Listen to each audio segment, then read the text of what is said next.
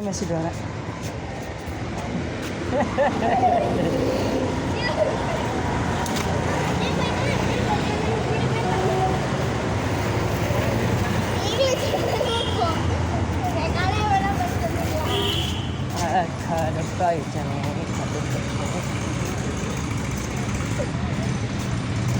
அப்படியே அந்த பக்கம் கிராஸ் பண்ணிக்கலாம்.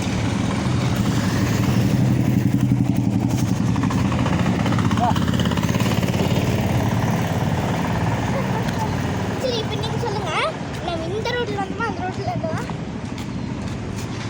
ஞாபகம் வச்சுருக்கீங்களா?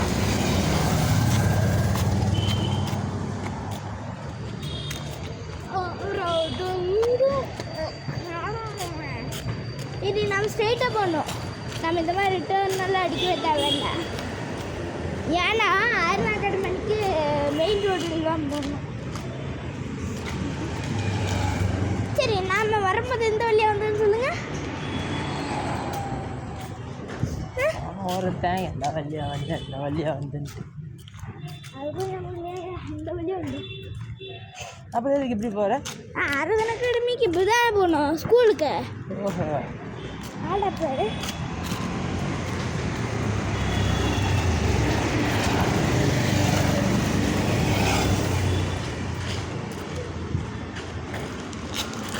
Street walk. நம்ம எல்லாமே இப்போ ஸ்ட்ரீட் வாக்கில் போயிட்டோம். நம்ம அந்த வழி அங்கே இருக்கு. நீங்கள் அதுக்காக ஆமாமான்னு இருந்துருக்கீங்க. நம்ம அந்த வழி இந்த நல்லா ஞாபகம் வச்சுக்கோங்க. ஓகேயா?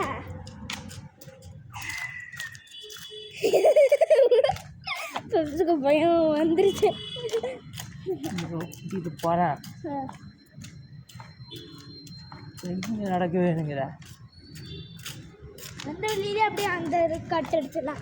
இது இப்படி போனோம்னா நம்ம இன்னும் அங்கே போகணும். இதுக்கு நம்ம வந்து வழியில போயிடும் பக்கத்தில் போயிடலாம்.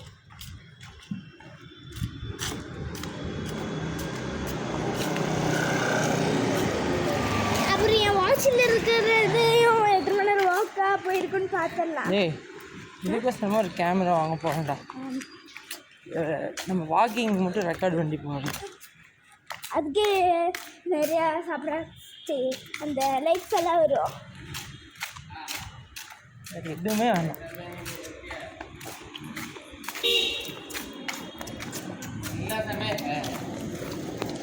ಬರವಣಿಗೆ ಮಾಡಿಲ್ಲ ಅಂದರೆ ಇಲ್ಲ ನೆಕ್ಸ್ಟ್ ಮತ್ತೆ 300 ರೂಪಾಯಿ ಬರವಣಿಗೆ ಆಗಿತ್ತು.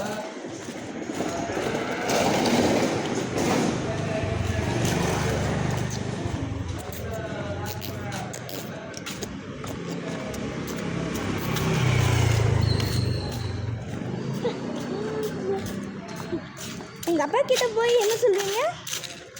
நம்ம ஸ்ட்ரீட் வாக் போனோம் அப்படின்னா இது போய் ஸ்ட்ரீட் வாக்காயா?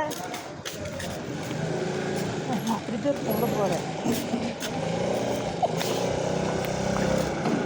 சரி, இப்போ நான் சொல்கிறேன், அது அப்படியே இது பண்ணிடலாமா? ரெக்கார்டிங் இருக்குது.